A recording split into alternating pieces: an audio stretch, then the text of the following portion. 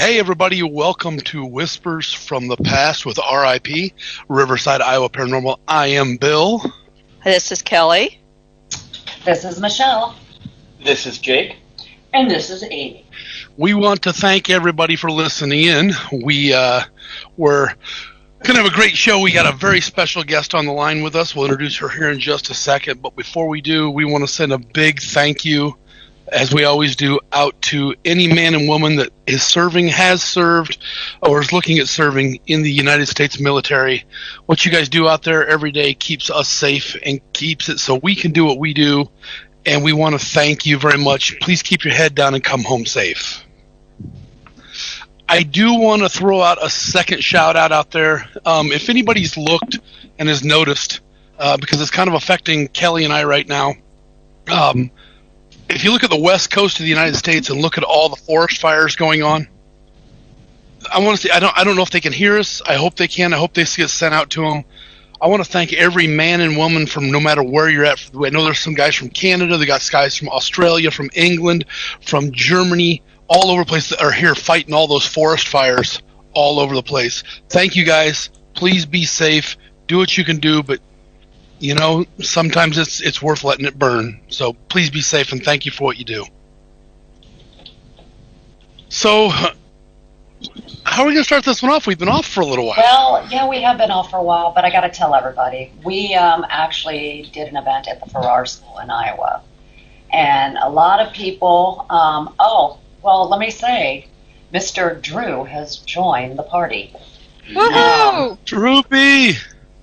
So, anyways, we did the Farrar School. A lot of people are like, oh, you know, it's a school. What's going to go on there? But nobody ever really looked at the history of the land that the school's on. And that school had so much going on, you couldn't even keep it straight. It was mainly outside. I did start getting some messages from people who were there with us. Some from Minnesota were already telling us that they believed something followed them home. Because they're dealing with some crazy shadow guy now, and everything in their home is acting up. So we're starting to get those calls, but yeah, if you ever want to come to an event, you guys have to definitely check out Farrar School in Iowa. That is just crazy. And I think Drew actually he got attacked there too. I most certainly did. It was quite the experience. Tell us about it, son. We didn't know whether we should holy water him or call 911. So we just threw him outside and said, bye, Felicia. Come back when you're well.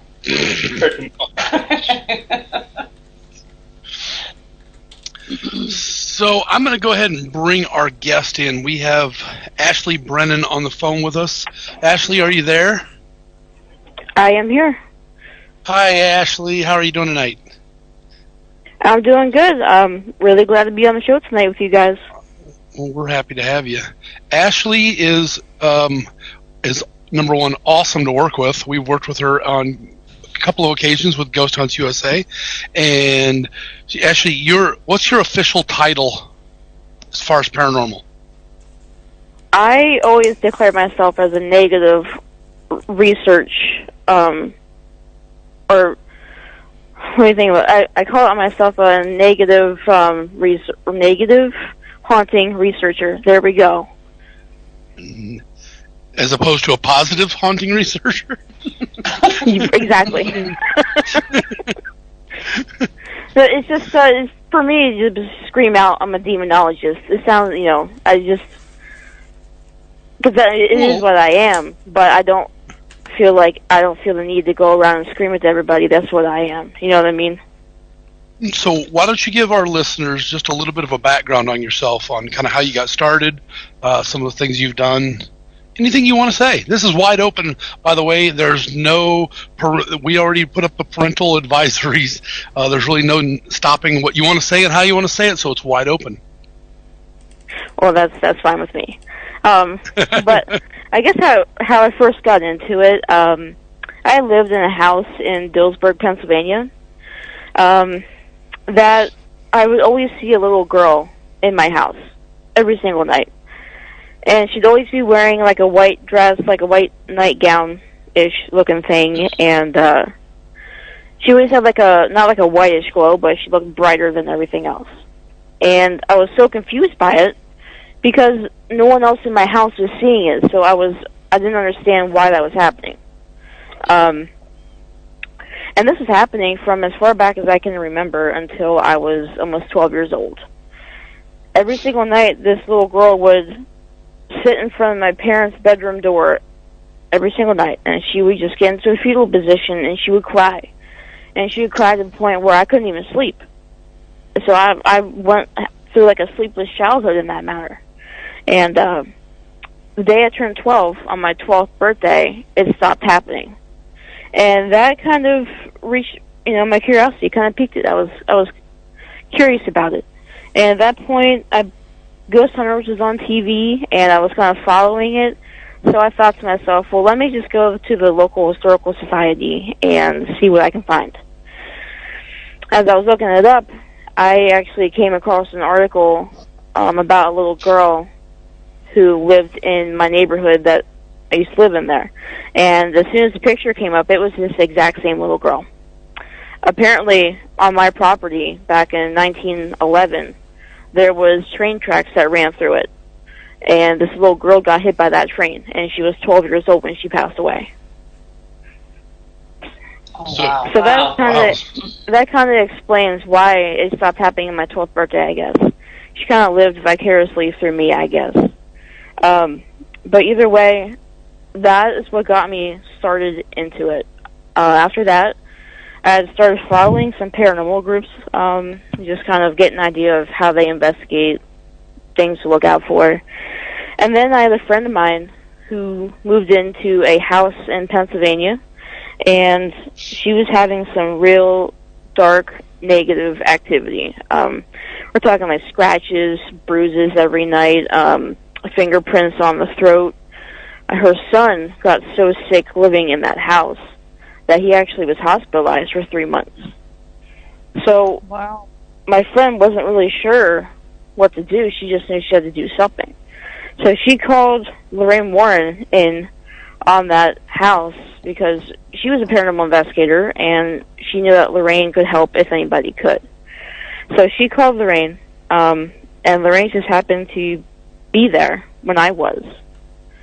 And that's kind of how I met Lorraine. And we just kind of got talking from there, and it got to a point where she had offered for me to go train with her up in Connecticut. So that's what I did on my summer break that year when I was 16 years old. And then I had trained with her on cases all throughout the New England area, Northeast, until I was about 19 years old. When I turned 19, she kind of let me off. I have to ask you, how do you talk your parents into letting you go at the age of 16 to go train with Lorraine Warren? That was not an easy sell, Bill. It was not. But the only way I got through is because my mom understood, because she is a sensitive to the paranormal. So she understands what it's like. And I explained who she is, and I explained, some things are just meant to be, and I feel like this is the path I'm supposed to be going down. And I don't think they would have done it for anybody else besides Lorraine. If it was just some random dude out in the mountains, I'm pretty sure they would say no. I would say no to that too. Well, I can see that saying no. Well, and I can say I'm very jealous. You're jealous that you're jealous that she had a chance to go out with some strange guy in the woods and practice paranormal? No, I'm jealous because Lorraine Warren is like my idol. I mean, she is the one. So that is pretty awesome. And now that you say it, Ashley, I can understand because I've got to work with her too. And so some of the stuff I've seen you do makes a lot of sense because it is that type, that I was watching. Gotcha. Yeah, and I went through rigorous training with her, ranging from just paranormal 101 all the way up to demonology, and everything in between.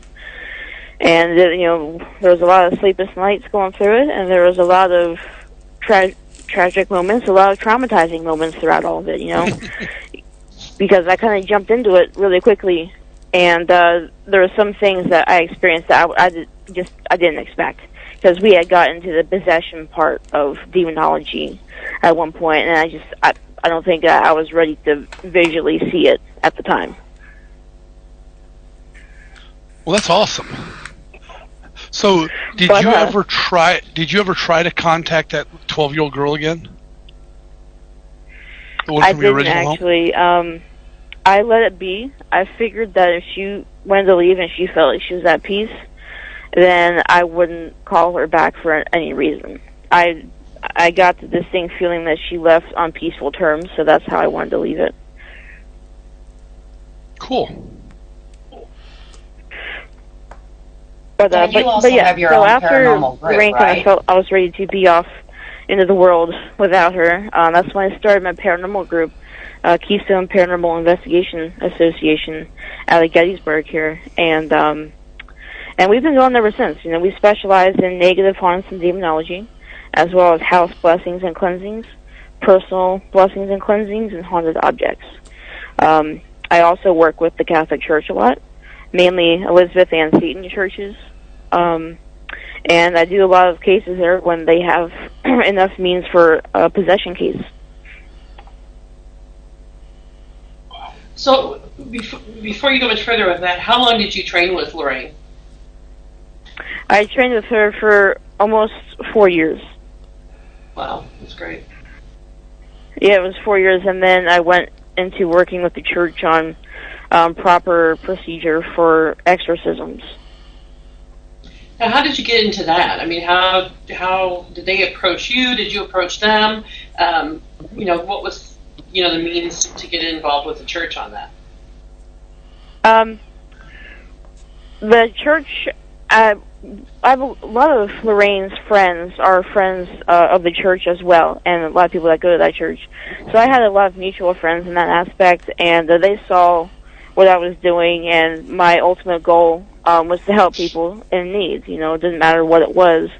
I just know I needed to help them. So they said, that's probably a good route for me to go, should I feel like I can handle it. And Lorraine made it very clear to me that this is something, once you start demonology, once you start working on possession cases, negative haunts, it's something that you don't get out of. You're, like, marked in a way for life. It's just something you'll never be able to run from. So I had to think about that for a while. You know, I could live a normal life. I could have did a 9-to-5 desk job somewhere and never experienced a ghost again in my life. Or I could have went this route and do what I do now, and I wouldn't change it for the world. That's awesome. That's really fascinating. That's really awesome. So you feel pretty comfortable. I mean, I guess enjoy isn't the right word, but you like what you are satisfied with what you're doing. Yeah, I'm satisfied with it. It's one of those things where you truly feel like, you know, you're meant to do it. Like, there's just that part of you inside you that, you know, this is something that you're destined to be a part of. Because actually, I had found out that a lot of my relatives and my ancestors from Ireland were Celtic druids who worked with nature a lot and did a lot of energy work. And that runs a long lineage in my family. And apparently one of my ancestors was involved with the church too, because I have their Bible now that I take with me on every possession case. Oh wow, that's amazing. That's awesome. So how did you when you hear about working with the Catholic Church, you always assume specific priests that are exorcists. Was it hard getting them to work with you, or was it something that they felt comfortable with right off the bat, or did you have to kind of prove yourself? With the church, they go a lot off of instinct. If they feel if you're a good person and you have the right intentions, they know that, and they feel like they can pick out a bad seed anywhere. I know it's probably a little hypocritical of them, so we're not going to get into that. But sure, they well, basically, we may. You never know. Right. They basically saw me, and we had talked for a while, and they're able to see how I conduct myself on investigations and how I bring a spiritual sense to it when I need to, and they felt very comfortable with me. They weren't afraid to put me in. They felt that I was able to handle myself properly and to be able to help people without any complications. That's awesome.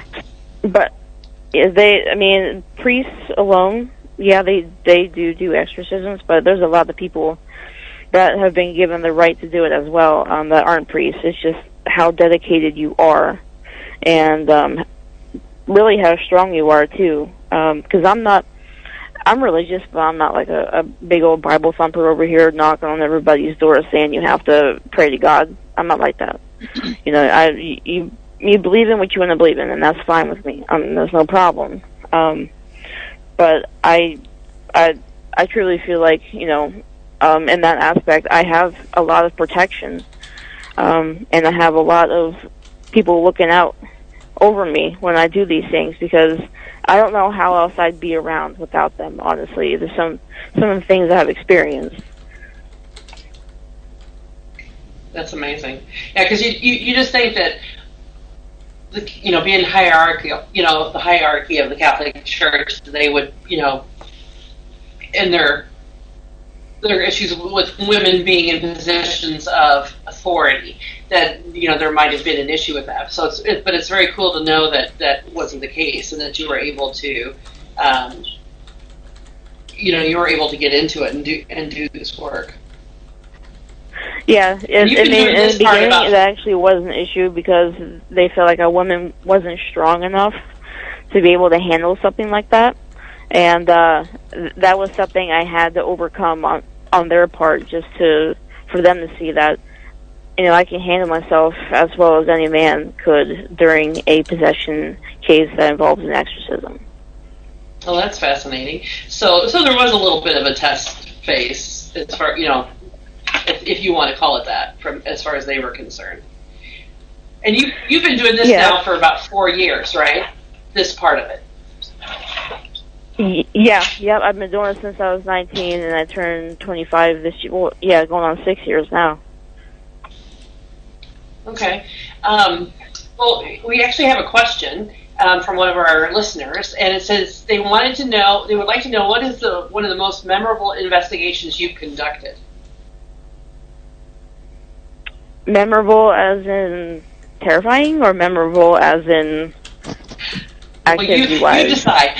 Which is, maybe we'll do one of each. What's memorable? We'll just say yes. Memorable as in terrifying, and memorable as in, just say yes. Interesting information. Okay. Well, let's see. The most terrifying. I just did one recently that was in Savannah, Georgia, but I'll talk about the one that was in West Virginia. This was one of the first cases I had done without Lorraine, and that house was very disturbing from the beginning. That house just should have been torn down a long time ago. From the very beginning, it had evil attached to it. It was built in the late 1700s in Charlestown, West Virginia, and it was a farm and a farmhouse, and apparently this farmer caught his wife cheating on him with another man, and he killed his wife and his son and himself in that house. So that kind of started it, and then after that, it kind of was took into the ownership of a family who a man decided to kill himself by hanging himself from the banister of the house. And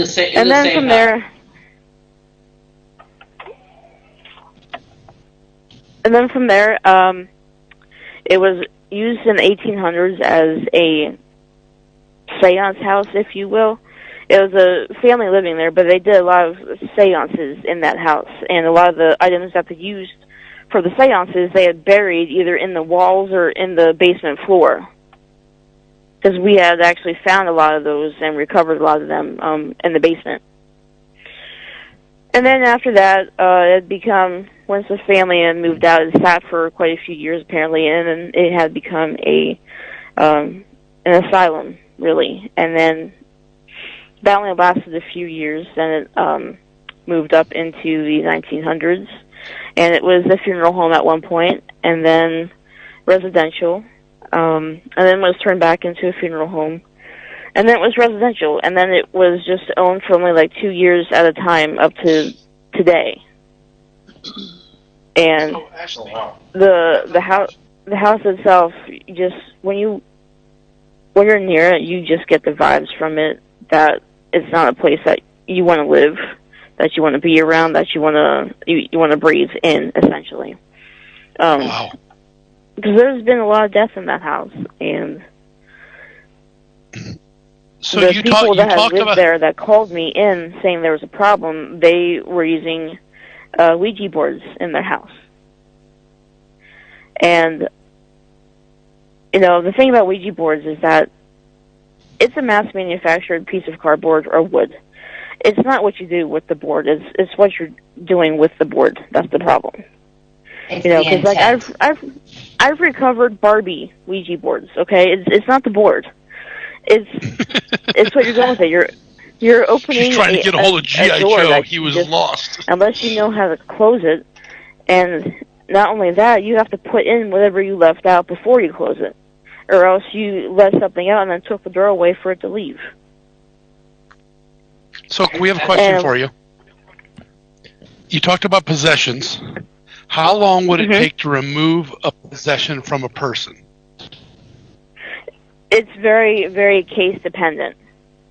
Sometimes it will take a matter of a few hours, and then other times it will take like up to a week, 2 weeks at a time. Just all depends.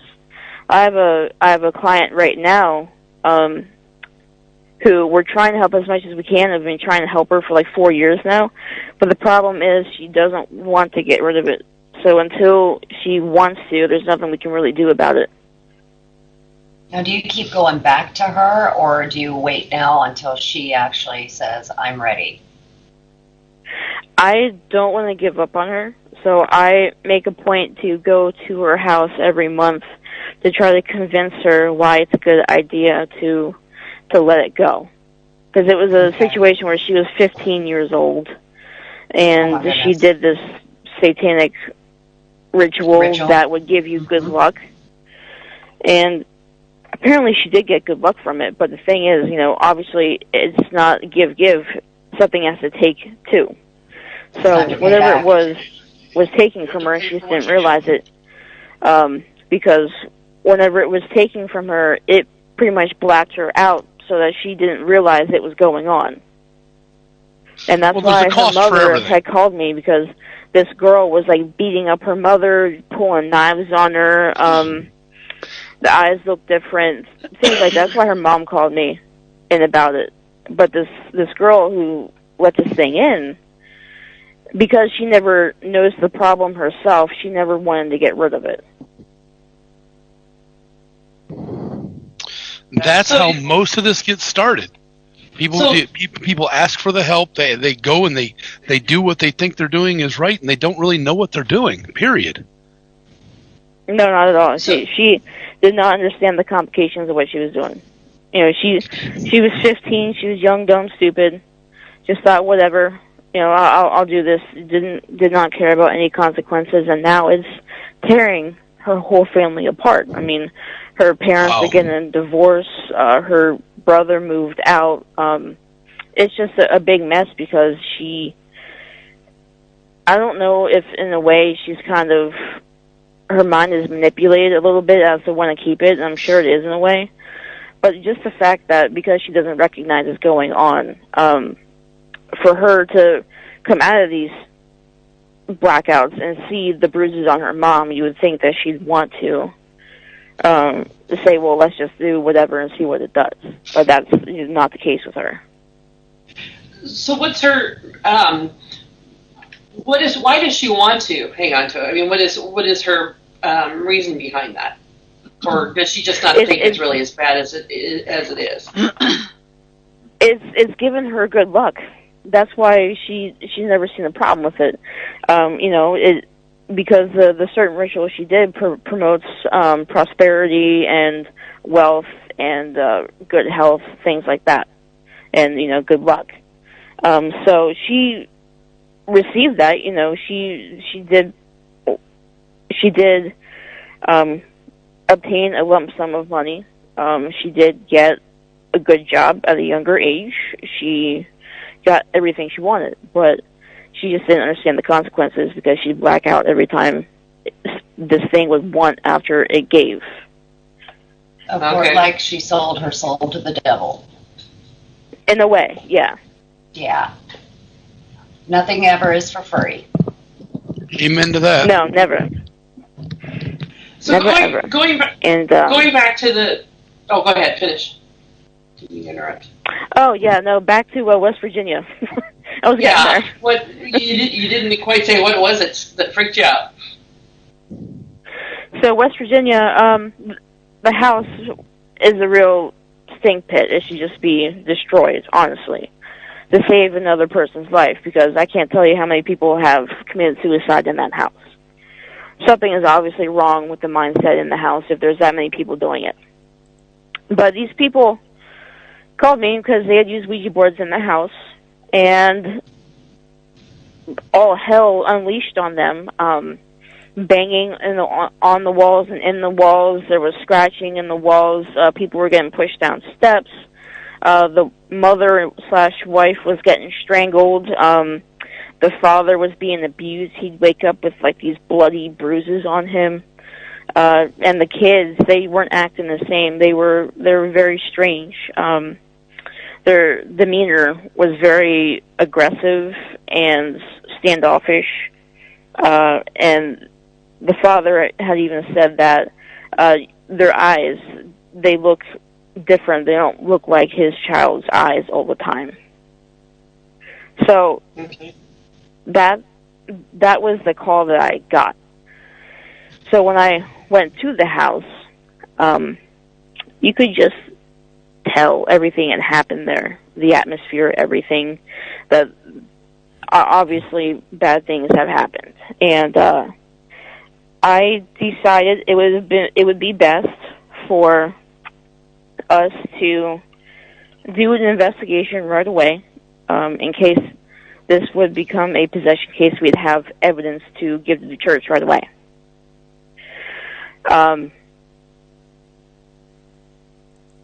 Now, when we went to, I'm sorry, I just saw a spider dangling, and I lost my thought there. Okay, you do exorcisms, but I can handle demons and like the scariest kids, but when a spider comes at me, I'm just done.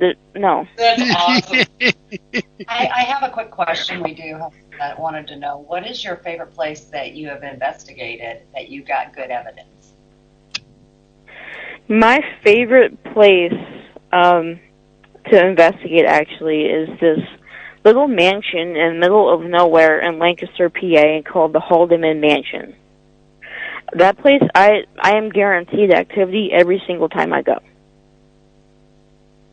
That's awesome. What kind of activity have you gotten? What kind of evidence have you got from that place? One of the reasons why I like it is that there's no negativity there. It's just all very different kinds of spirits. We have Native Americans, because that was a huge Native American land. It sits right on the Susquehanna River. So there's a lot of Susquehannock Indians in and around there. They found a lot of artifacts from them as well. And not only that, you have the family members of all the people that lived there over the years as well, and the kids that passed away to illness.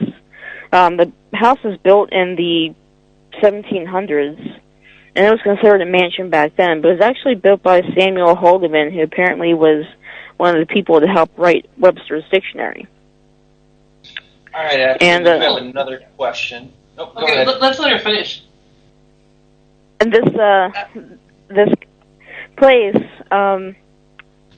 it's weird because the guy was a scientist. He was always experimenting on things, and apparently, from what I was told, when they were doing an archaeological dig in the establishment, they had found a skeleton in a sitting position in the ground. Holy cow. At the house location. Wait, sitting in the ground? So, yeah, he was literally in a sitting position, buried in the ground. Oh my gosh. Was it a Native American situation, or was it just somebody had buried somebody in that way? Well, nobody's sure. We just know that he did do a lot of strange experiments, so that could have possibly been one of his experiments. Okay. So what's some of the evidence that you caught there? Definitely a ton of footsteps. If you ever want to hear spiritual footsteps, go there. They follow you in that place everywhere. We've gotten clear as day EVPs. We've gotten disembodied voices all the time. I had some friends that were there. They were investigating, and clear as day, they heard this little girl yell, "There's Daddy," coming from the basement up the stairs. And they're all kind of in disbelief because they knew it wasn't them, and they caught it on the recorder. It's clear as day. But I've gotten feedback from the spirits there. I've gotten a lot of intelligent conversation, almost full sentences at times. And they make it very clear that they just want to be respected, and they want you to know when they want to be left alone. They have an artifacts room in that place that has all kinds of activity. I was staring at an artifact through a glass display case, and all of a sudden I had noticed that there was like legs on the other side of that display case. And when I looked up, just for like a split second, I saw a man in like a black suit, and then it was just gone in an instant. I've had the attic door pulled out of my hand there. People have been touched, scratched, probably because of Native Americans. You hear Native American drumming at times there as well. I caught that one of the first times I was there. So it's all kinds of different activity, and they let you rent it out for the night if you want to. It's pretty cheap. It's only like $30 a person. That's actually pretty awesome. Yeah, that is really cheap. So we do have a question actually from one of our viewers who wants to know, do you ever record your exorcisms? We do. The church will record it, and I do as well for liability purposes. Just in case something were to go very wrong, I need evidence to show that I wasn't the one that did it. So, yeah, we record it, but the church will take the evidence a lot of the time, and I will have it, but 99 out of 100 times I never show it in public. But they are all recorded just for liability's sake. That makes a lot of sense, especially nowadays.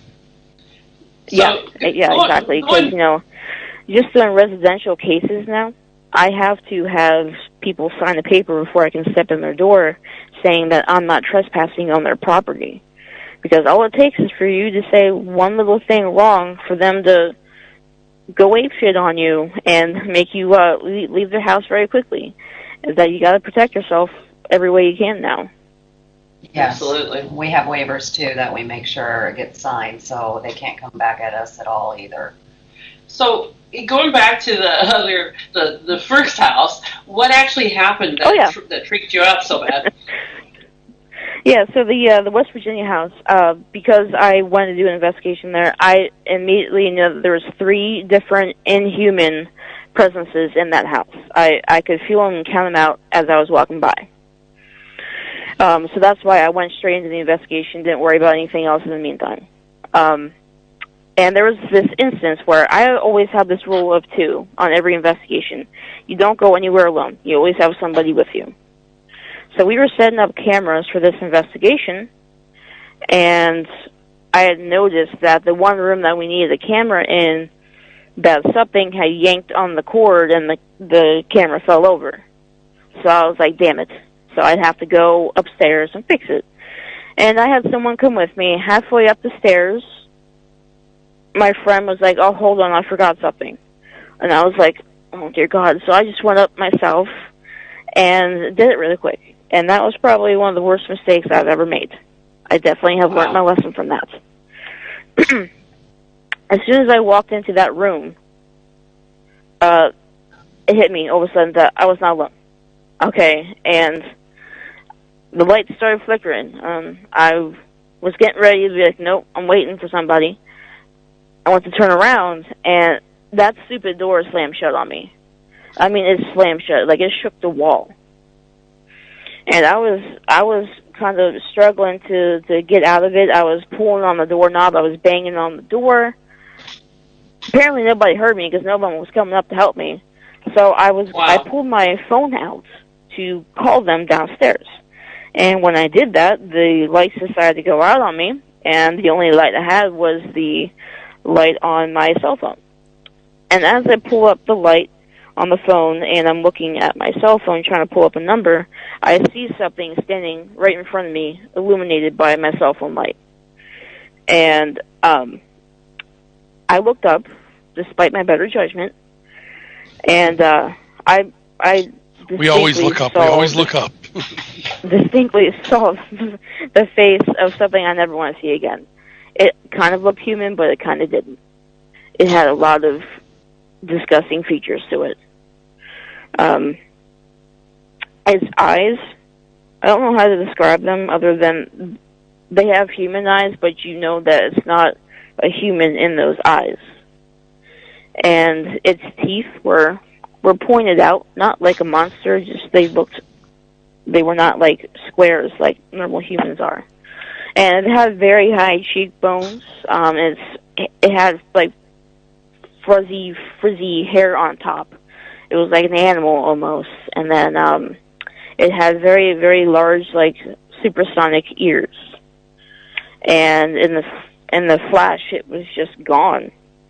And after that, I wanted to get the hell out of there. So I went and banged on the door even harder because I realized my phone was not sending out any calls. So I was banging on the door. I felt something from my left run into me so hard that I flew into the drywall on my right side. And my shoulder actually broke it. Oh, my God. Broke the drywall. Yeah. And after I got hit like that, I felt something hit me at my knees to take me out, and I flew on the floor. This was literally something I could not see with my own eyes. And when it took my knees out and I landed on the floor, it felt like it had its foot right on my chest because I couldn't breathe. It was holding it down really hard. And as I was struggling to try to get up and it saw me struggling, it would fight me more. So it felt like I was getting kicked and punched out of nowhere, just getting hit by a train. I felt like I had all these bruises on me and all these cuts. I was like burning everywhere. And then all of a sudden, I feel my shirt getting pulled from my left shoulder, and I feel myself sliding into the middle of the room. And I know there's a closet on the other side of the room, and I ain't about to deal with that. So I fought my way back up, but I felt like it was trying to definitely pull me. It was pulling on my neck, and apparently that's when the camera came back on or whatever downstairs because people saw what was going on, and they ran upstairs and they literally had to take the door down and be able to get to me. Wow. And that's crazy. When they looked at me, I did have scratches and bruises all over my body. Well, yeah, you've basically been beaten up. That is just crazy. I was beaten up by something I couldn't see, and that was the big waker-upper for me that, you know, I have to be more careful about the things I do to protect myself rather than everything for everybody else. I have to. Yeah, if I can't protect myself, I can't help anybody else either. You know what I mean? Yeah, you need to take care of yourself and each other. Yeah, you have to be. You have to be there. So did you then go home after that, or and go back later, or what did you do? Oh wow, with a broken shoulder. No, I didn't break my shoulder. My shoulder broke the drywall. Oh, I see what you're saying. Okay. All right. Well, still, that's pretty impressive. But yeah, Close, yeah, it's close enough. Something got broken. We had two priests with us that night, and the one priest got taken out. He just fell over and started having like a seizure in front of us, and he had to be taken to the hospital. Now the other priest made it through the night, and as we blessed and cleansed the house, it took about 8 hours, but we did complete it. But a lot of people were very sick. There was a lot of vomiting going on their part, a lot of scratches, a lot of anger out of nowhere. People just started yelling at each other, and they couldn't get it under control. And, it was a very, very forceful house. But we did end up exercising the house, and by the time we left, we know nothing was there. And then just to be sure, before we let those people back in the house, we had to check every single one of them to make sure there were no attachments attached onto them. So we kind of did our little process of using holy water and blessed thistle around them, and just put out some sage just to see what their vibes were, if it irritated them at all, said a few prayers. And it didn't, and I didn't feel anything attached to them, neither did anybody else. So we let them back in the house, and they actually haven't called me back yet saying that they had a problem. How long ago was that? That was when I was 20 years old. So, Ashley, I think Jake's got a question for you. Jake, you got a question? Okay. Yeah. Ashley, have you ever taken anything home with you after an investigation? Anything attached? Absolutely not. Absolutely not. I take serious precaution when I leave a place to make sure that doesn't happen, because I have a family that I have to worry about, too. It's not just me in this. So I always take the extra precautions to make sure. I mean, yeah, I'll have things visit every once in a while, but they don't stay. They're like wanderers. They come and they go real quick. They don't ever stay. And unfortunately, in the demonology field, these things will come visit you just to play that mental warfare in the meantime before you can take care of it. And that's always been an issue that not many people have been able to figure out how to fix yet. Well, I have a question. So you said you also do, I guess, haunted objects. Now, I know how Lorraine Warren has her place and her nephew. Is your place set up the same way, where you're putting them in cases, keeping them blessed, or... Thanks for stealing my question, Michelle. Whatever. Or is that something, that you have somewhere else? Now, to answer your question, I actually keep them in a storage unit for right now. So I have a storage unit that's completely full, 10 by 10, of these haunted objects that are organized by object and by the severity of it. And I go in there and I decide to bless it about 3 times a month, just so nobody else is affected by it. But I actually have plans to possibly open a haunted objects museum in Gettysburg, where I live. So that's a goal of mine, but I also will be displaying some of my haunted objects on the Queen Mary in November with Ghost Hunts USA. Oh, that's awesome. I feel sorry for the guy whoever tries to go and rob anything in your storage unit. I was just thinking, if you ever stop peeing on your storage unit and they had one of those storage wars, and they bid on it, boy, wouldn't that suck for the guy who actually won the storage war bidding on that unit? Well, kind of on that same note, if you think about it, are you worried that something that's attached to one of those objects might get into the other people's storage units that are around it? Yeah, that was... Yeah. That's why you blessed it. You said in the beginning, I had one of the storage units beside me come over to me, and they're like, "You're the only new person that's moved in here, and ever since you have, there's been things flying off my boxes here in my storage unit." And they're like, "What did you do?" I was like, I didn't want to tell them that I had an entire storage unit full of haunted objects, but I told them, "Yeah, I'll take care of the problem."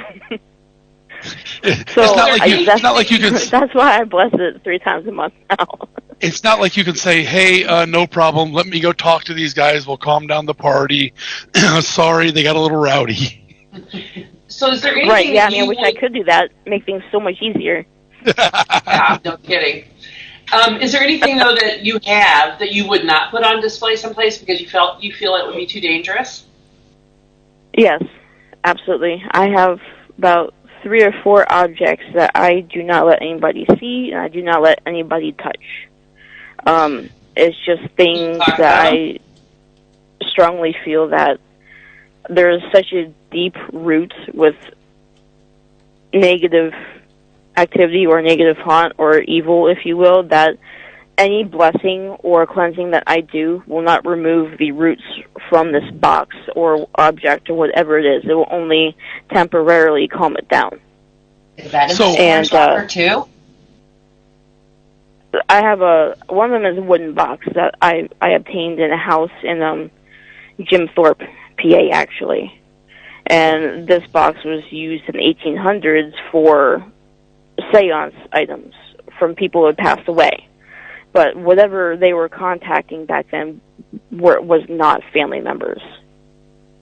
So I got a question. Are you when you get a lot of people together, after a while of getting a lot of people together, it causes issues. Are you worried at all that you have all these objects in one storage unit, and that I guess what I'm asking, can they build up together and cause even a bigger problem?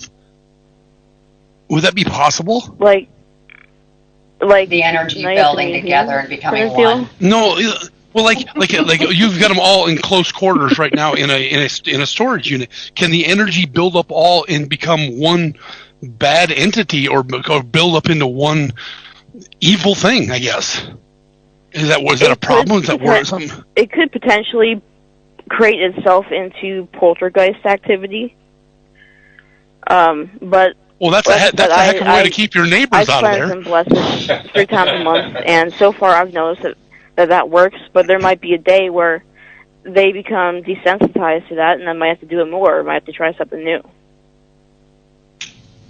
So how do you determine what is, like when you go in someplace, do you already have an idea from the people and what they say that's going on? What might be a haunted object, or how do you determine that? Is it, if you just learn to sense that, or is there a process you go through? Before anything, I always go off my senses, and I can usually tell if energy is coming from a certain object.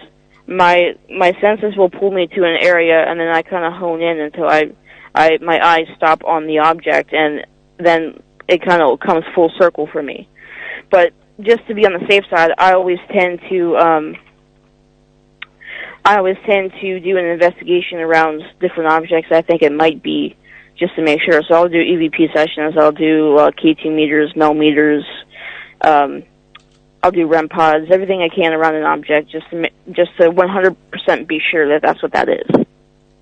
Because that's the evidence you need for the church, correct? If you have to do some kind of a exorcism or cleansing. Correct. Yeah, I would. They need a lot of evidence before they ever consider themselves. Before they ever consider themselves wanting to actually put a label on it as a possession case or something else. Okay. So go ahead, Bill. Have you ever thought about putting like a camera system or something in your storage lockers to see what happens when you're not there? Oh yeah, I have one of those cameras that sends me notifications when it alerts to any sound or movement. Oh, okay. And I'll have get you caught it from anything? time to time. A box will be moved or something will be knocked over, things like that. But I haven't actually seen any apparitions or whatever from it. Wow. That is crazy. That is crazy. So when you're doing some of these events with Ghost Hunts USA, is that just kind of your relaxed time compared to what you normally do? It absolutely is. Yeah, I kind of thought so. She's like, I got to take a break now. Thank you. Oh, I'll just go play with some simple ghosts. Some people that really like me. Well, no, because me and her had some interesting things happen when we were down in the dungeon. And it went from, we thought it was good, she was running the Phasma box, and then I pretty much didn't want to do it. As soon as we turned it off, it decided it was just going to be kind of nasty for a while, and it was going back and forth, back and forth. I remember that because I videotaped it and I watched it a couple of times. Right. Yeah. Oh, that's right. Yeah, we did have some pretty decent activity down there in the psych ward. All the psych ward was crazy. You could physically see that black shadow down that ward, yeah. And you could tell that we were aggravating it with the questions we had.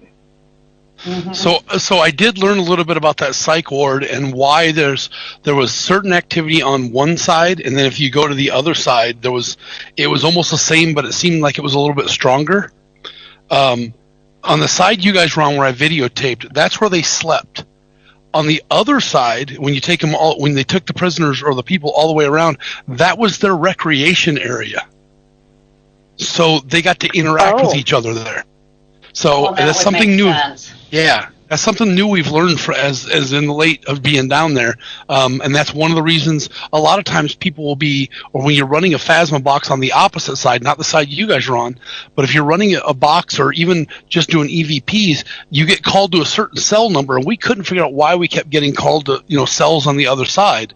It's because that's where they lived, and I'm wondering if that's where they felt strongest, so they would come out even more over there. That could be true. That could be a good theory about it. Because a lot of these people were stuck in their cells for most of their existence there, and the places where they are let free to let loose and be free, that's where you're going to see them have the most energy, where they're most drawn to out of the place. See, Michelle, I pay attention. Well, I pay attention too, because the side we were on, when me and Ashley were on, when we went there, I can't remember, a couple months ago, I was in the psych ward, and all of a sudden something new showed itself, and it was like really creepy because I kept seeing this. It almost looked like a crawler, but was holding up like these 3 dolls, like blonde little dolls, and kept saying they wanted to play, and he wanted his girls back, and I went all over the place, and it was like a shadow. It was just really creepy, and I've got Missouri looking into it right now, but even the officers that were there were like, okay, we got to back out. This is getting too wild. But it was sinister, to be honest. It really was. It wasn't the norm for Missouri.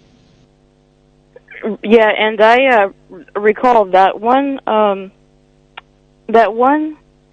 spirit we were talking to, who had said that he didn't want to talk about his mother. Remember that? Oh, yeah, his mother.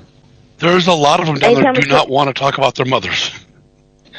Yeah, well, then he was talking about his kids then. He wanted to talk about his kids. Well, remember after we were done and we were going into free time, I looked it up, and there was actually a man there who had killed his mother and his children. Yeah. I remember that because he was sitting there wanting to tell us exactly what he was doing or what he did. And it was like, why does he keep saying this? But yeah, he was trying to explain exactly what he was doing. He was like happy about it. In my eyes through it, it kind of felt like he was almost trying to say that it was something else that took him over to do it.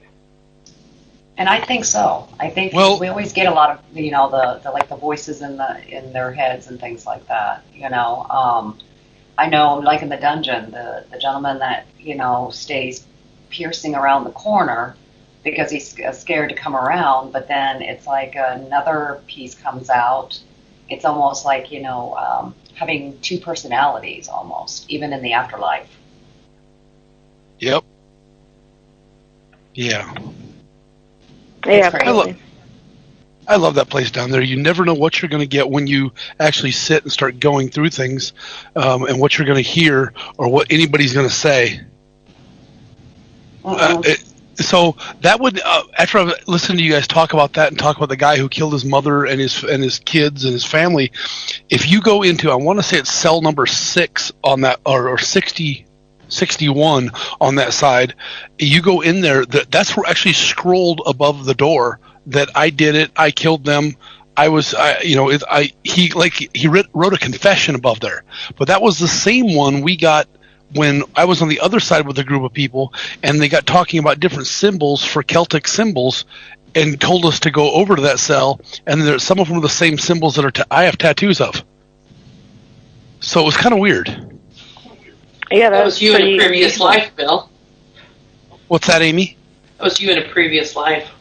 Shh! Don't tell nobody. So actually, like we're talking about Missouri, and there's certain things we see and we can kind of, tell what's going on. When you're going to some of these homes to help these people, is it almost like a calling for you to start really looking into it? Does it call out? I mean, how do you get all that? Do you mean like, what do you mean? Well, like when you're in there, like when we were in Missouri, we kind of got a sense of what might be there, or what was trying to come to us. When you're in the house, does it make, the presence make itself known to you, or does it hide and you're having to, bring it out to see what you're going to be dealing with? Gotcha. Every single time, 100% of the time, they run from me. It is always a game of cat and mouse. Kitty, kitty, kitty, kitty, kitty, kitty, kitty, kitty. My presence scares them because they know why I'm there, and I'm pretty sure they're aware of how many cases I've done and it being successful. And these things run all the time. I have to go through the entire house, every single corner from top to bottom, until I can corner it in a room somewhere. Yeah, I mean, they probably know that you're there to get rid of them, so they would rather exactly. not. Have you ever not been able to catch something? Yeah, definitely. I've had a lot of calls where people say there's always horrible things going on in the house, and I get there and there's no activity. I don't feel anything. The people seem fine. So yeah, there's definitely plenty of calls that I get where I don't have a lot. For me, it seems like I get a lot more activity and like negative stuff because it just so happens that my team specializes in it, and a lot of people refer to us. But really, there's a lot of times where we just no activity. We don't get any EVPs, nothing on the cameras, no K2 hits. We don't feel anything. So we can't always say no to them on the first try because it could just be something hiding from us. So we always go back a couple times more just to make sure there's nothing going on. Right. So here's a question, because this comes up a lot in paranormal groups, about evidence versus non-evidence. And, sometimes you go into homes and you may not get any evidence. You may not get anything on an EVP or a video or anything like that. But you have a pretty good feeling that there is definitely something there. So in those situations, I mean, does that happen to you? And if so, do you go ahead and try to do a clearing even without evidence?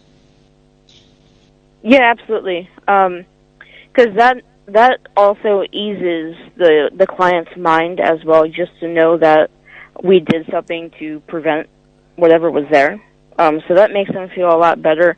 But I tend to do it a lot also when I don't get any evidence, but I can still feel it, just because, after I'm there, they tend to stir up more, and they tend to get more aggressive because it knows why we were there. So I know it can only get worse after that. So I always try to make sure I will bless and cleanse the house just to be on the safe side.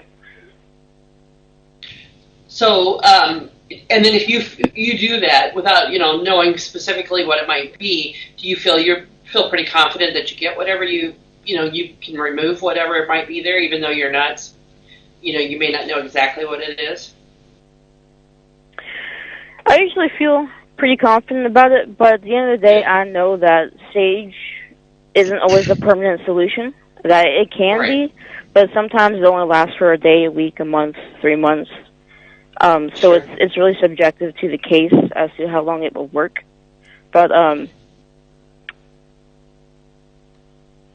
it's holy water the same way too. Holy water, you want to let it set in because you need to let it soak in for it to fully work.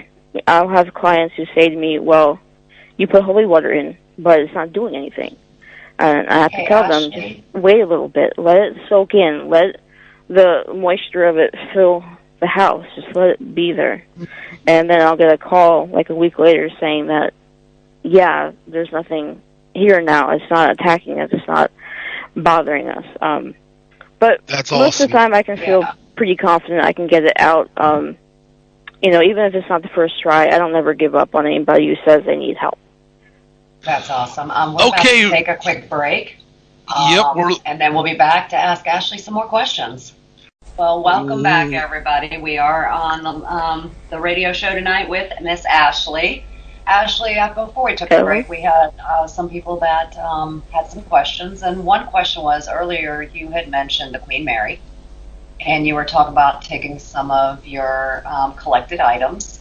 Are you worried about putting that out there during one of those events? Because you know how some of those folks are when they come to the events.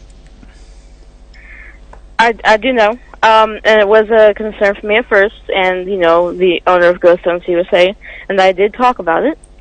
But I think as long as I have protective measures on these things, I don't bring some of the ones that I don't think are safe for anybody.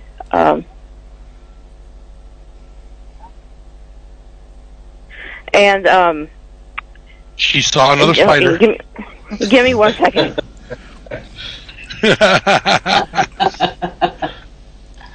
Spider's getting her. It's getting her. Come back to us, Ashley. Come back. Well, there's some dead. So.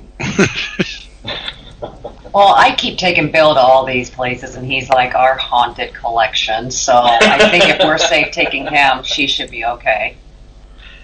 That's not very fair. But we're not safe taking Bill. That's very true. I mean, that's like apples and oranges, you know? Well, really, with Bill around, though, it seems he's the one that gets really attacked more than anybody else. I mean, I swear he's our scratching post. I don't know. It sounds like you might now be the new post. It's the beard, Drew. It's the beard. I don't know. With both of them together, you never know. Then probably makes it worse. Yeah. Well, I guess we'll find out here in a little couple months. Couple months. When are we heading down to Missouri next? No, that's in a month, isn't it? September. Yeah, that's in a month. All right. September 21st. I'm kind of bummed. I don't think I get to go to that one. It's okay. We'll catch your tears. Hey, we'll actually FaceTime you and take you with us. Perfect. So, Ashley, did you make it back? Yes, I am back now. I apologize. No, you're fine. You're fine. We just wanted to make sure. Did you get him? Yes, I did.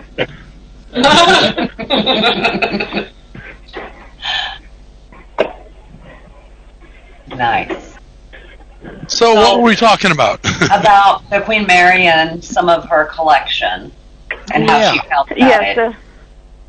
So the Queen Mary, you know, I've always felt weird about bringing my haunted objects to places, but I think it'll be safe as long as I put them in display cases and people can't be all feely touchy with them. I think they will be okay. It'll definitely make for an interesting investigation. Yeah, no kidding.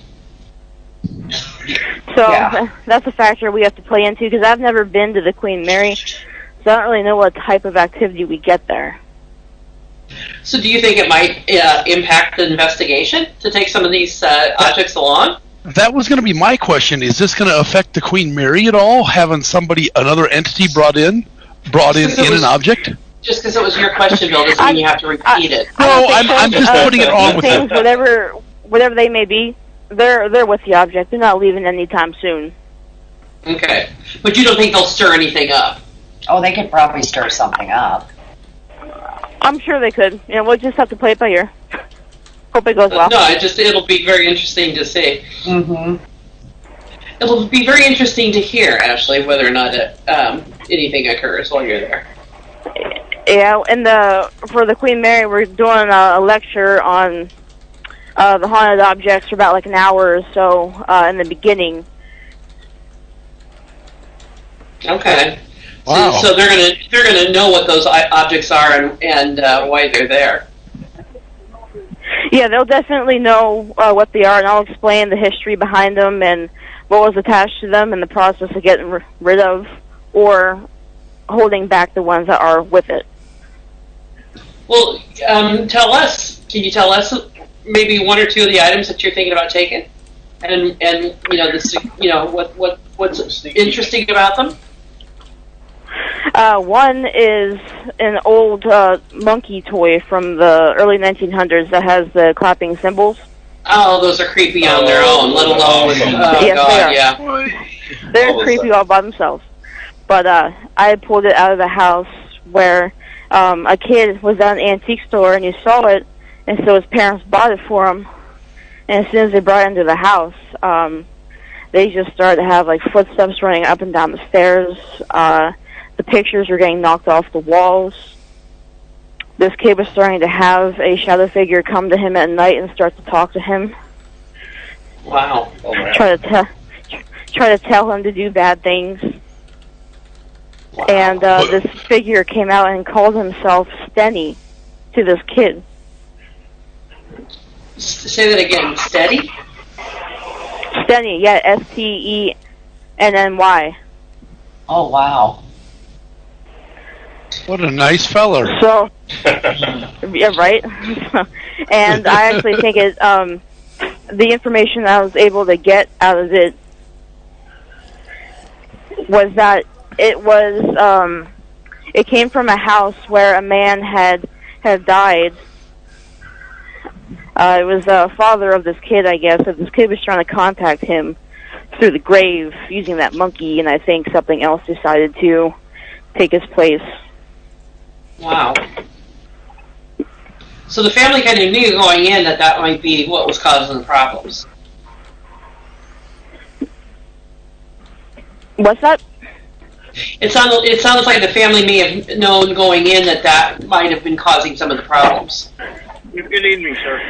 Right, yeah, exactly. Because they didn't have any activity prior to that. That's crazy. Yeah, that would be freaky. I'll tell you what, that monkey is pretty freaky.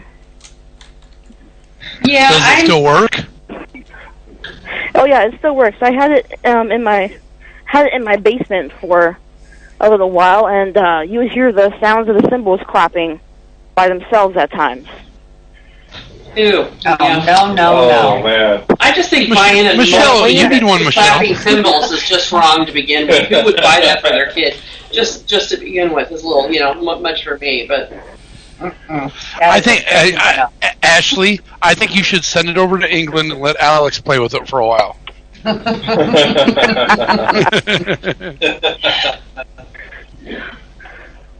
Yeah. What is another one you're thinking about taking? The other one, there's another one, that's a little music box that is from the 1800s that I collected out of a house down in Maryland, and it has a little girl with it, but we aren't 100% sure whether that little girl is human or not. Okay. So how do you transport we've done a lot these of things? research with it, but there's a part of me that tells me something's not right about it, that it's not just a human thing with it. There's something more to it than just that. Yeah, because whatever it is, it has like a lot of like force. It has like a force field around it that you can feel. Oh my God. Wow. So how do you transport these? Would you take them when you fly? Well, I've never taken them anywhere when I fly, so going to the Queen Mary, it would be a first. So I'm not sure whether I am going to fly them or have them shipped there. I'm a little afraid for TSA to open my bag and see a bunch of random stuff like that in there. So my question would be, or not a question, can you please tell us what your flight number is when you go out there if you do fly with them, so we can monitor these flights and see what happens? And do you think the airlines are going to charge for extra for the passengers? That would be a haunted flight. Yeah, that would be a haunted flight. You're right. Yes, it would. Instead of snakes on a plane, it would be ghosts on a plane or something like that. In 3/4 of a mile, turn left on Charles and Lane. The GPS, everybody. Speaking of haunted items, well, that's what this show's about. Yeah. Whatever happens, happens. It's all good. Your Memorial Highway, then turn left. Yep. We're all That haunted up, object says a lot to me. It tells me things. Nice. So one of the things we talked about at the break that we thought we'd talk about when we got together was we've been to the Sally House, and you have been to the Sally House, Ashley, and we're just like to hear, now that we've been there, what was your perspective? Your perspective and kind of what ours was too. So the Sally House there's not many places in the world where you're going to walk in front of a house and just feel the evil live within itself. Amen to that. And that is definitely one of the places where it does. You do not feel comfortable there, ever. I don't know who in the right mind can sleep there and be comfortable. I think we had one gentleman that could. And we couldn't wake him up either. He was snoring really good. I know on the events, these people would bring their sleeping bags and like their pillows and their air mattresses and be all ready to sleep over. And then by the end of the investigation, they're like, "Screw this, we out of here. We're not staying." Well, so did you have sleeping, and his wife and the grandmother were like, "Yeah, you can wake up. We're going now. Let's go." Did you have any little kids show up outside? Like in the backyard? Like just standing there and two little boys standing there in bibbed overalls, shaved heads, kind of dirty, wanting to come inside and play with the little girl. No, I did not. But you know what? My experience there was altered a lot because of the person I just happened to be with. Yeah, true. Yeah, this person brought a lot of negativity to the table. Yeah. Did you have any experience down in the basement, like in the hole in the wall? I didn't go in there. I was looking in there, and all I know is at one point in the night, we heard something run out of there and through the wood pile and towards us, and that was to my extent of that stupid hole. Well, Bill went into the hole. He was listening. Wait, tell her the whole story. No, he got it. Somebody told him. Pam goes. She was on FaceTime. Tell Bill to go in the hole. Bill goes, "Okay, I'll go in the hole." Well, she said put Bill in the hole. Well, so Bill went, and everybody stood around that hole going, "This is not going to be good." It wasn't good. It wasn't good. But something got chunked at you, didn't it? A brick? Oh, that's right. You got a brick to the head. Yeah. Oh, you got decked by a brick? Yeah. Put Bill in the hole. Put Bill in the hole. Did you feel anything down there when it happened, or did it just kind of happen? Well, when Bill got put in the hole, and I went in there on my own, nobody forced me. I went clear back in as far as I could, and we were in the complete darkness. And I was kneeling down in there, really hoping nothing was gonna hit me in the head. But I was sitting in there, and you could hear little things, almost like it was shuffling around behind me.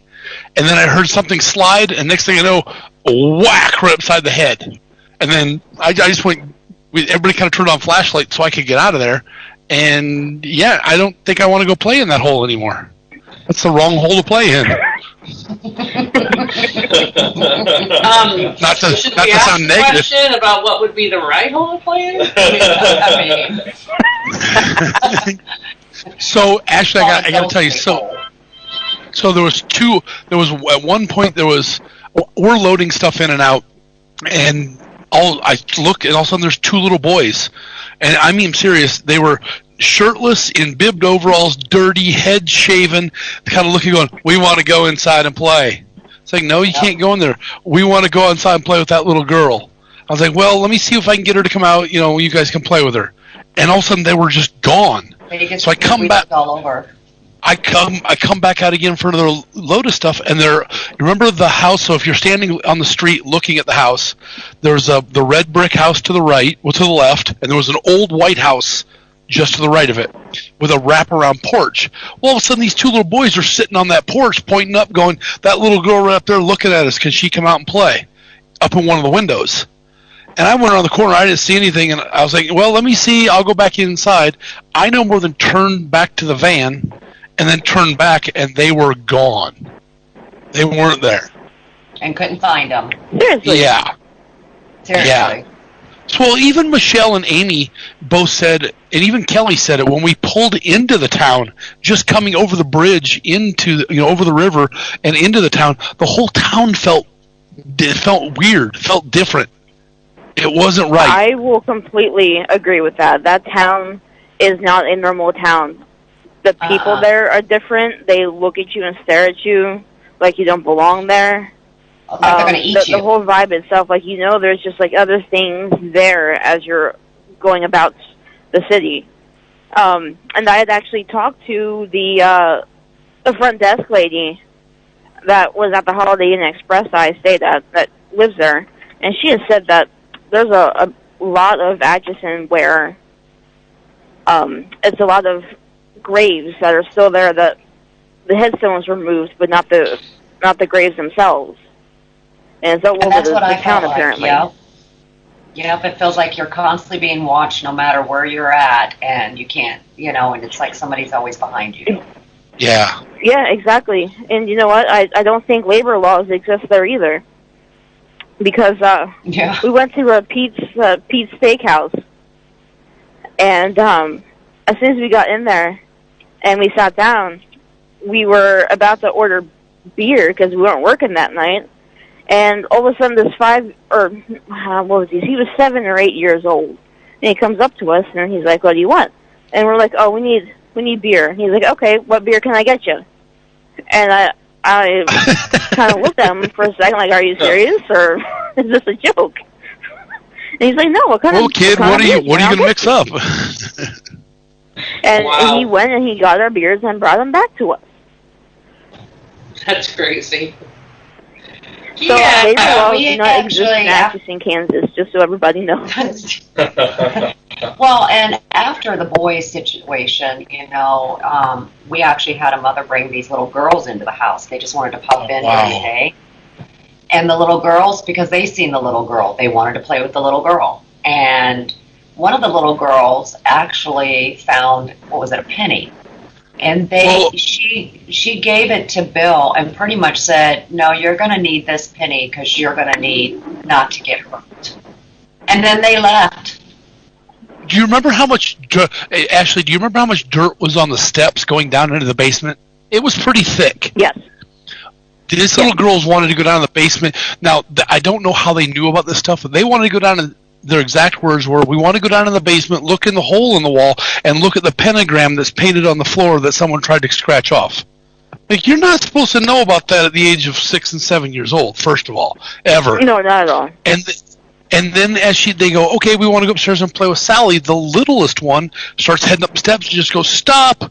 bends over and starts rubbing the dirt on the floor on one of those steps and pulls out this penny. There's no way you could see it. And then she gets upstairs. Yeah, she hands it to me. "You'll need this. It's blessed. It'll protect you." That's funny. What the hell? That's kind of what we thought too. That was our experience at the Sally House. So I mean, you think about what you guys had, and then us. It seems like every time somebody goes to something different. But while we're talking about the Sally House, there is a question, Ashley. What places would you like to go investigate that you haven't been to yet? It doesn't have to be anything with Ghost Hunts USA. It could be anything. Well, let me think about this. I mean, honestly, right now, if I could pick anywhere to investigate, it would be one of the newer ones that Ghost Hunts USA has. The newest one they have, which is what is it called? Nopaming. Oh, in Minnesota, yes. Yeah. Yes, that asylum looks crazy, and I just want to be there so bad. Oh yeah, so do we.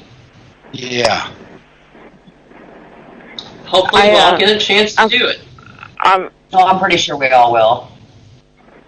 Yeah, I'm pretty sure we all will too. It's just that I'm really excited for that one. I always love going to asylums. People's psyches interest me a lot, and you get so many different ones when you experience these spirits there. Yep. And it's never the same. I mean, we could be there first, and then you guys come in, and everybody gets something different. Right, exactly, yeah. And it's not too many places where you're going to find that, actually. A lot of places produce the same type of activity. But that's definitely the one place I want to investigate. So if anybody wants to go there, check out Ghost Hunts USA, their website, so you can get a ticket for that, because it's going to be... It's already all sold out. Huge amount of space there, too. No. Yeah, the first night is sold. Well, all of September sold out. Hold on, one of our people, all of our Minnesota people that's on our Facebook page have been sending me messages back and back. They're trying to get on and get tickets, and September sold out.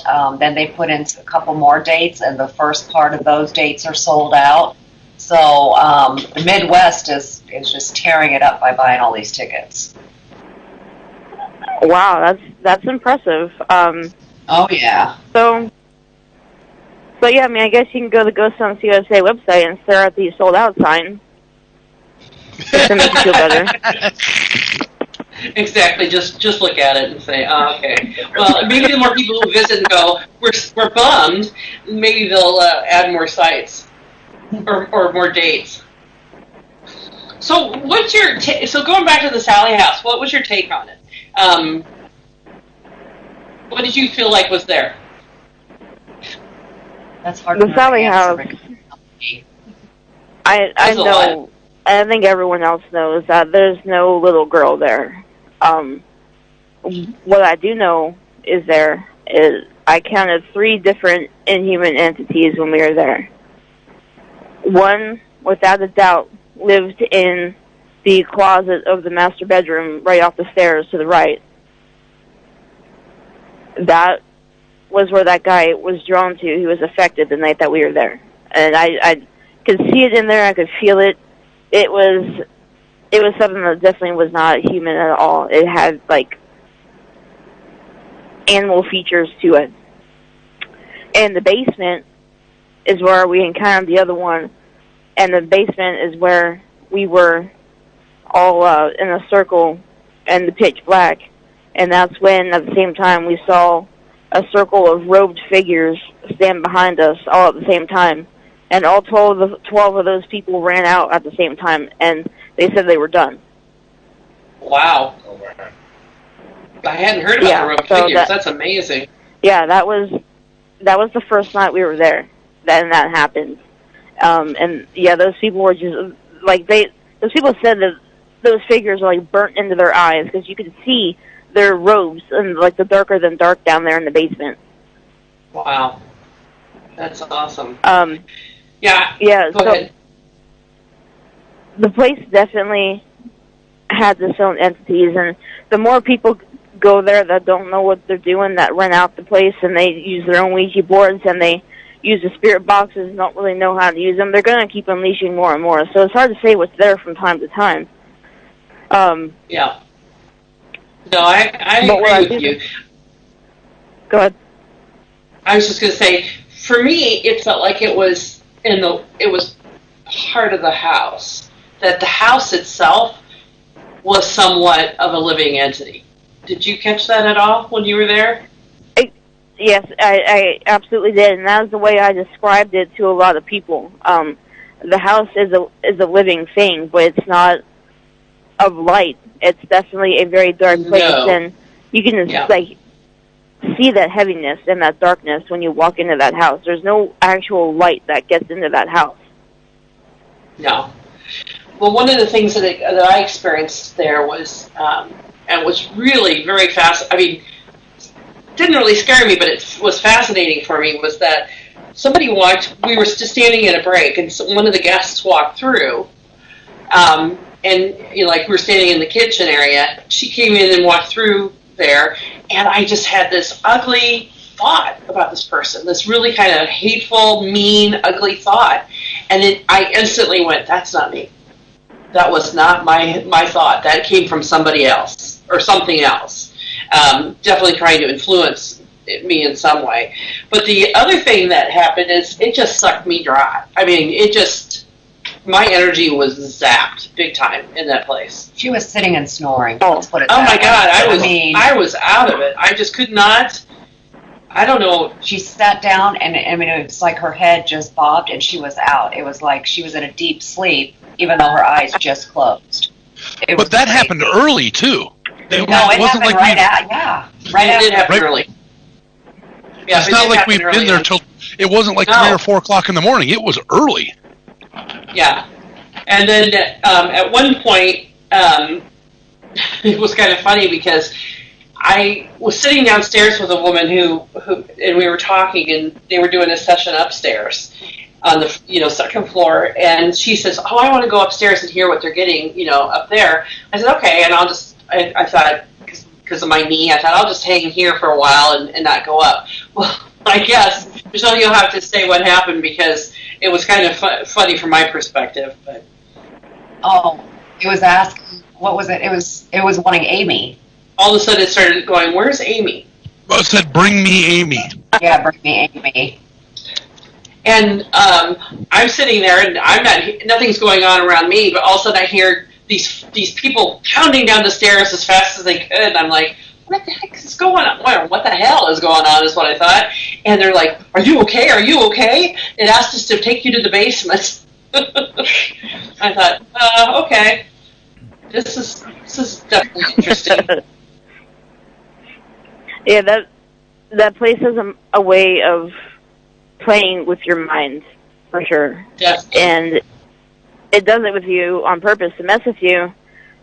Oh, yeah. Whether it wants to make you leave or make you look like an idiot, either one. Yeah, exactly. I know, good point. personally, I don't for need me, help in that area. the entire time I was there, it was just constant. It was trying to divert my attention from what was really happening. Wow, that's interesting. Because, okay, wait. We were doing EVP. We were doing EVP sessions, and up on the second floor, and we were starting to get disembodied voices coming out of the master bedroom. So, look that way. All of a sudden, I start to see this black shadow figure 2 inches away from my face, but it's in the dark, so I can't tell if I'm actually seeing it or if it's just my eyes playing tricks on me. But then it happened again, and then I knew for sure that was a shadow figure that stuck its face in mine from 2 inches away. Wow. So it definitely tries to divert your attention from what's really happening, I guess, to protect itself. Yeah. Well, I guess I'd have to really agree on that. When we first got there, we went live, went up, and Michelle and I went up to unlock the front door, open the front door, and Michelle unlocked it. But all of a sudden, Michelle goes, "You go first," and put me there. She said, "What were you feeling, Michelle?" No, I felt that there was something standing behind the door, and it was about to rush us, like it was going to slap us, to back us off so we wouldn't come through the door. But I felt like it was this real big thing, and I was like, "Bill, you're going to have to open the door." So you got put Bill I couldn't first. even turn the knob. I couldn't get the knob to turn. I couldn't do anything. It was like I was in a frozen state for a minute. And then It was Ashley, okay to bitch slap you, Bill, but not Michelle. thanks. Ashley, do you remember that doll? There was that doll in the bassinet right inside the door. Oh, yeah, I know what you're talking about. Yeah. Minute we walked in, Michelle looked down at it and went, "No, not fun."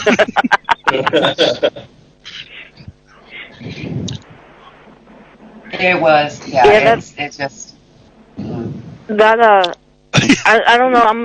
I'm like so intrigued to go back because I have so many unanswered questions that I feel like I need answered. I almost But feel could like that be has calling you back? I think also if anybody ever went back there, it would almost be one that it'd be like a group of us going without having the guests, so we wouldn't have to worry about if they were getting hurt, to see exactly what the answers are there. I mean, doing it with guests there, because I know when I was there, all I wanted to do was protect everybody. I just felt like I couldn't even concentrate. I was constantly like, okay, are they going to get hurt? Is this going to happen? It was like a crazy OCD moment. It was horrible. Yeah, well, and that's always been my thing too. It's always been protection first for our guests on our events. So even if that comes at the cost of not getting all the activity we can, I still rather have them have a safe experience. You know, I don't want them going home with anything. I don't want them to be attacked or go to the hospital or whatever. But no, the Sally House, that was my natural instinct, was just I have to keep these people protected. Yeah. Because in my mind, I'm thinking, I'm thinking, you know, at what point do we bring people to places that we think are that unsafe? You know what I mean? Like, you really have to weigh in, is it really worth it for these people to have this kind of experience?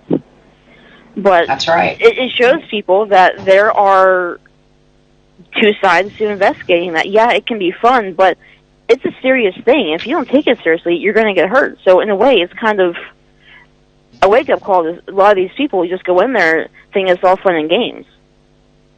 That's right. Well, I know when we were there, Michelle and I, we were doubling up. Her and I would stay together to make sure that all the guests were okay, because her and I was upstairs, and the attic is what we could tell that something was in there. The attic is very interesting. When I was there, these human spirits that are being suppressed by everything stronger there would all of a sudden come up and talk about the attic. They would say, look in the attic, go to the attic, and then they would talk about a portrait in the attic. Mm-hmm. Oh, that's right. I remember you saying that, yeah. Yeah, and when I had asked the lady from the Chamber of Commerce about it, she just kind of like looked at me and blew it off. So I don't really know what's going on up there, but I'm really curious as to find out what it is, if that holds the answer to anything that might, you know, help any of because we get a lot of footsteps up there. House. Yeah, there was a lot of footsteps and banging, almost like a banging, you know, like when someone gets locked in somewhere and they're trying to get your attention. Okay, yeah. Yeah. And for those folks listening and wondering what the noises are, Ashley's on the road, so you're sometimes hearing a little road noise. Nothing is going after her in the moment. We're not getting any EVPs or disembodied voices. That we know of. Yeah.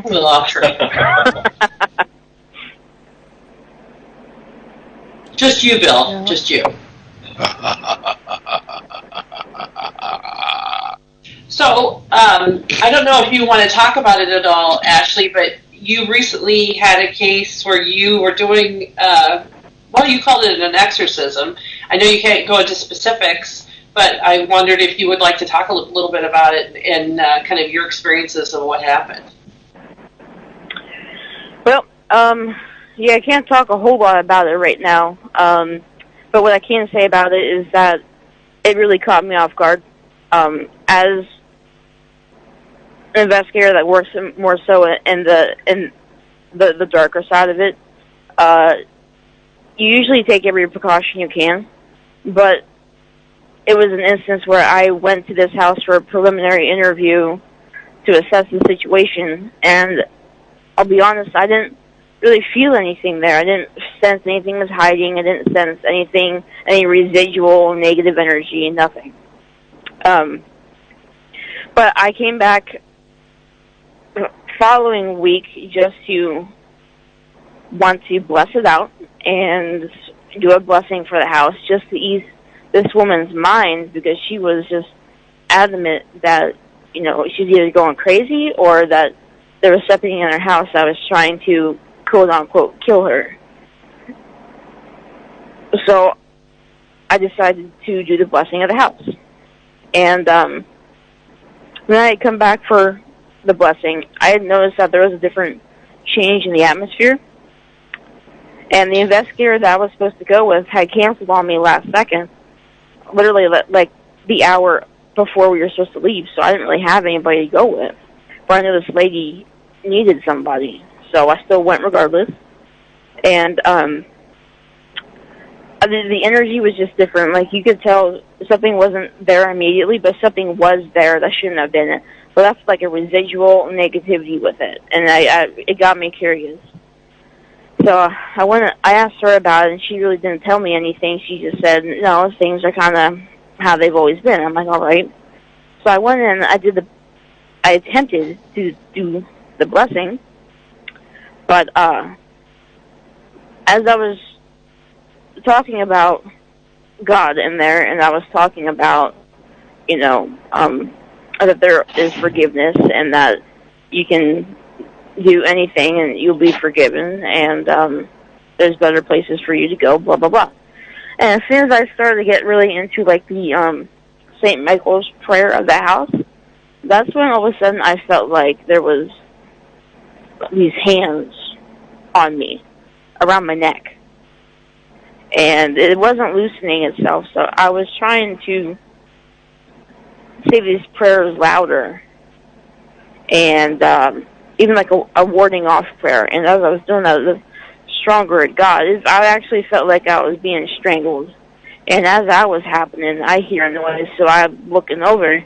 This lady falls down to the floor and starts convulsing and screaming out this hatred towards God, you know, and that it doesn't exist, and that its word saying was bullshit, and that the only thing that exists is, like, Lucifer and all of that. And I was like, what the hell did I get myself into?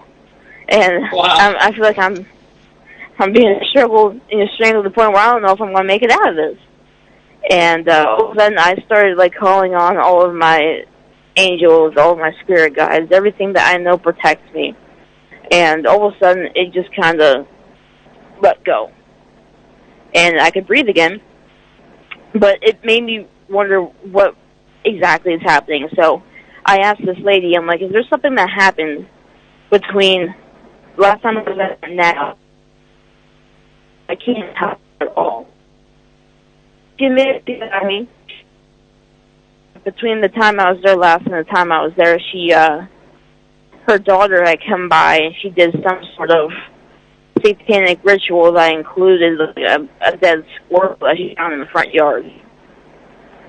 And, you know what, that would have been the crucial information that I needed before I went there and blessed that house. Exactly. And that was just, I had to wait until I could get help. And then when that help, we successfully did it together. And the house is cleared out, but her daughter is not. So we are still working on getting her under control. Okay. That is crazy. Yeah, that was that was rough. That pretty much drained me of any energy, anything that I was feeling. I couldn't feel anything after that. I was very numb. Wow. Do you get very many of those, Ashley? Where you just where you get very many of those where you go in and you're surprised by what you encounter? About like maybe 20% of the time, I get hit with something that I don't expect. Okay.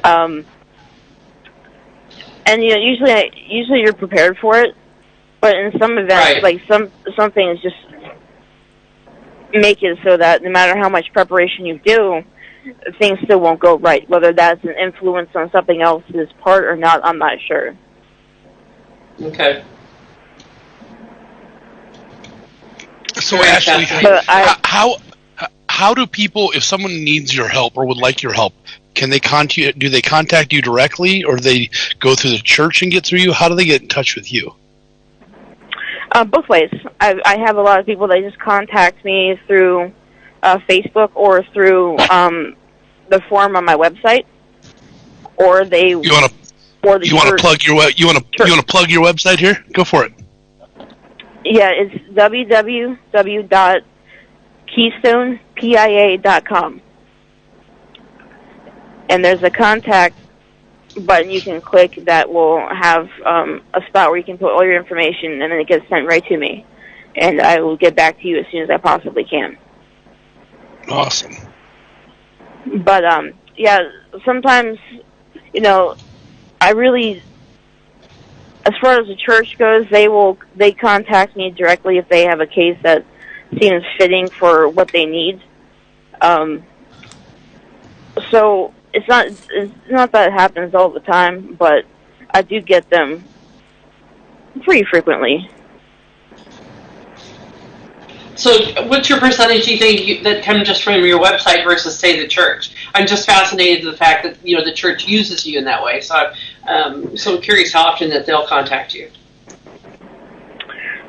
They contact me probably about 60% of the time, if not more. Wow. Okay. Yeah, are they already quite a bit. So are they already thinking then that it's something that's like needs an exorcism or a house clearing, or are they just at the beginning stages wanting you to go in and do an investigation? Sometimes it is the fact that they'll just have somebody from their church say that there's something going on in their house, so they'll just give me their number and I'll go in and evaluate it. But then there's other times where paranormal teams have already gone in and got the evidence needed for the church to approve it, and then that's when I'll get the contact. Okay. So is it really all it just one depends church on the situation?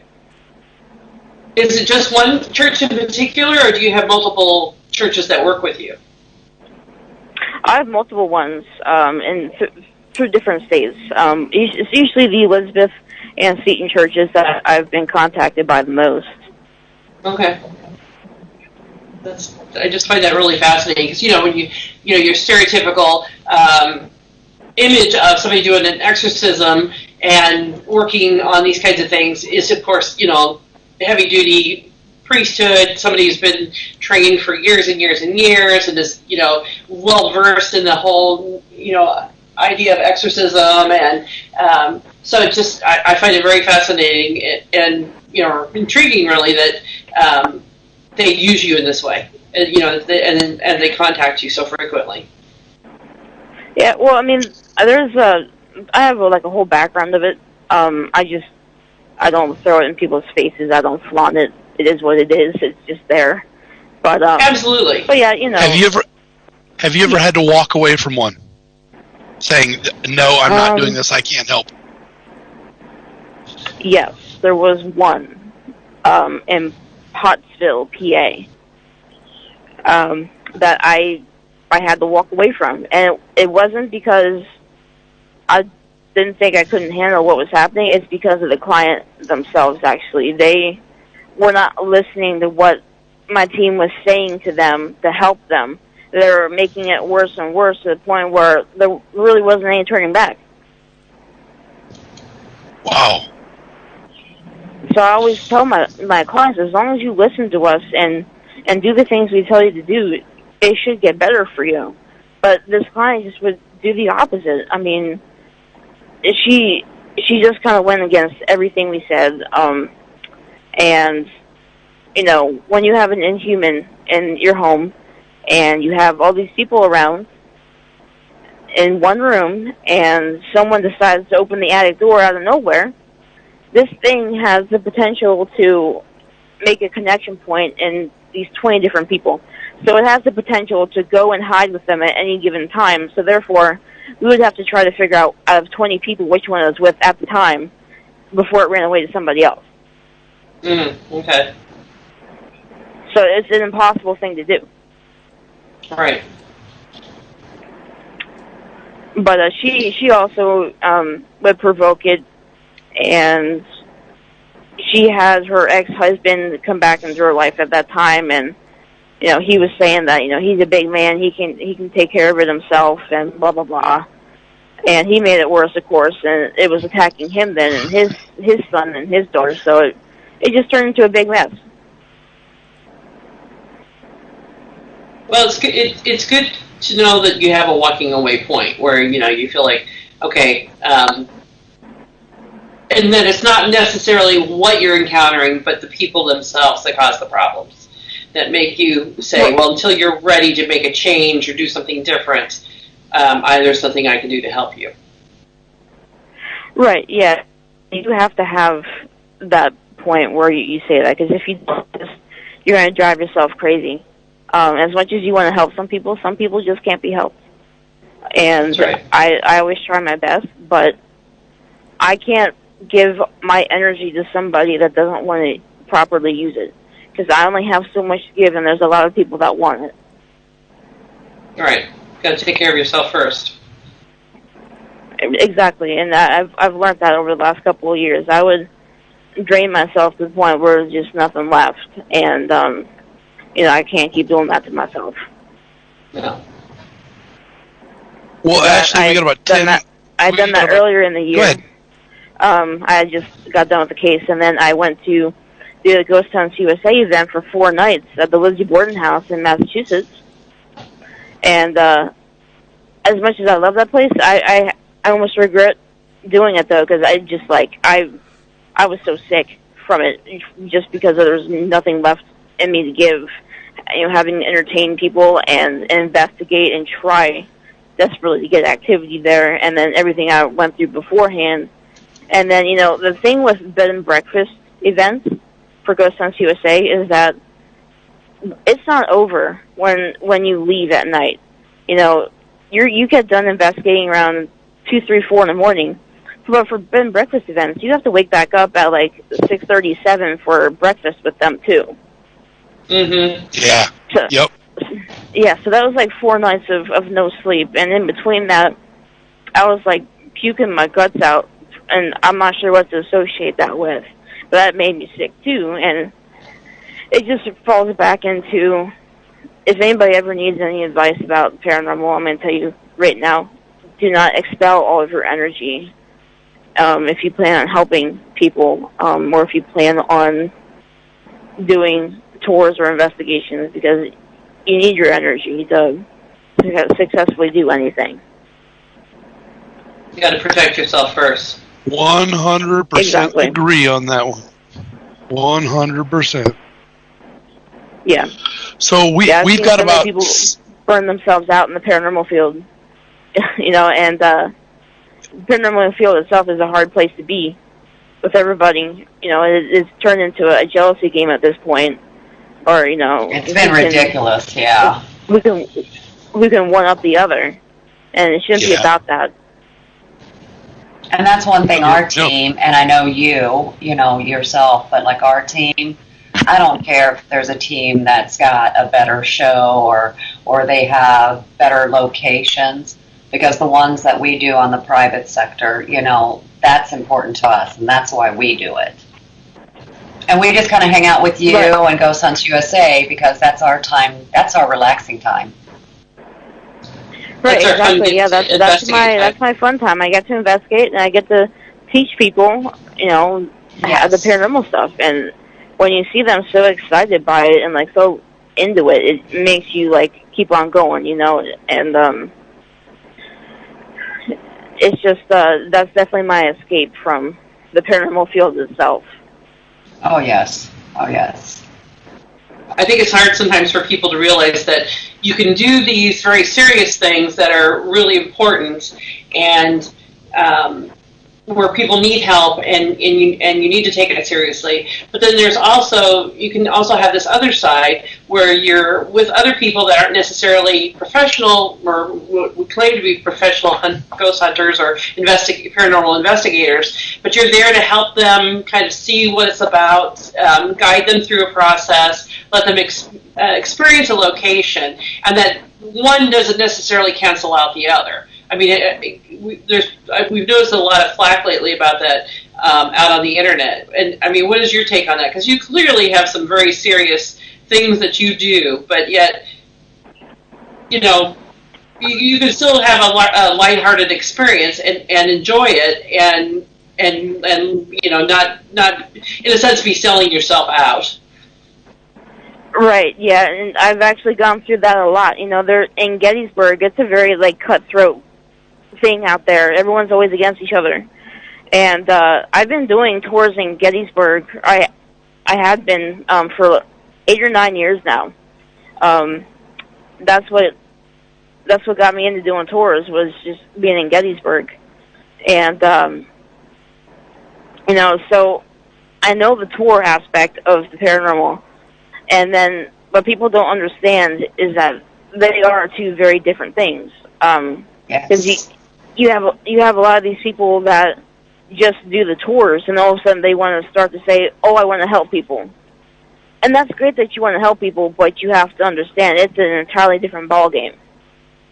Exactly. So, for someone to sit there and say because you do tours, you can't be a credible source for a residential home is just very ignorant and naive.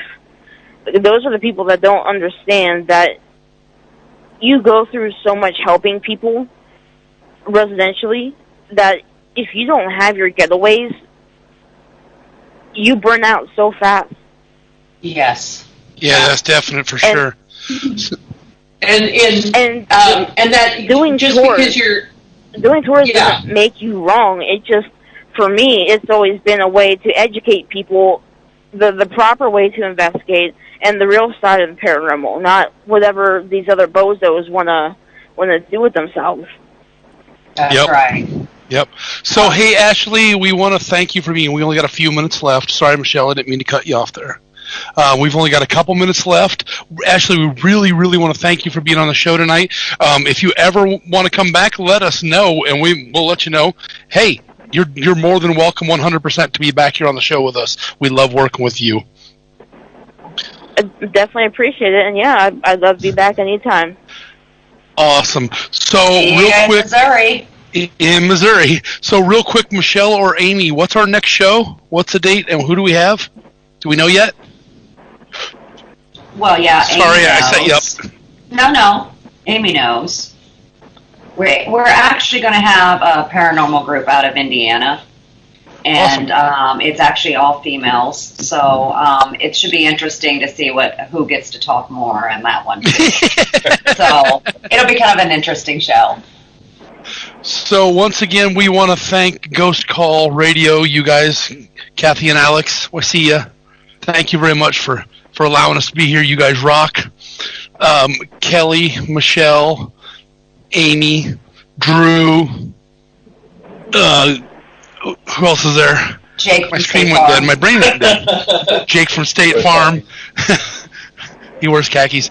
You guys, thank you very much for an awesome radio show. You guys are the best co-hosts in the world. Thank you guys very much. Stop drinking, Bill. I've been drinking just a little bit.